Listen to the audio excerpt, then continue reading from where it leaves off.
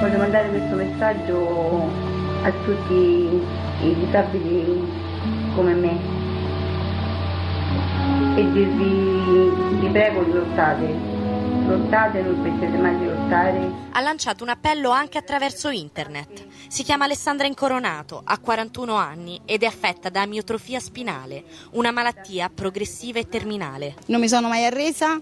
E dico anche a tutti i disabili, non vi arrendete perché anche voi valete molto. Sono anni che si batte per i diritti di quelli che come lei sono diversamente abili e fanno parte della cosiddetta categoria protetta, che ogni mese percepisce dallo Stato una pensione di circa 260 euro, più l'assegno di accompagnamento, una cifra insufficiente per garantire una vita dignitosa.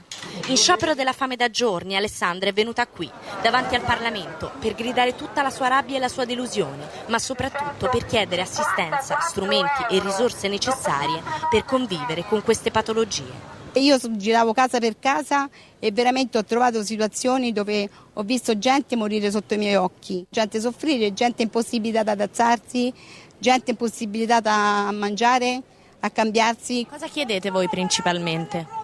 Principalmente chiediamo dignità di vivere. Questa è la prima cosa essenziale. Stiamo morendo di fame. Perché ci chiamate categorie protette? Perché ci chiamano categorie protette quando di protetto c'è assolutamente il buttare il disabile, l'anziano nello sprofondo, il continuare a aprire i centri e chiamarli centri quando sono ancora manicomi. Era meglio lasciarci morire che vivere una vita insomma così.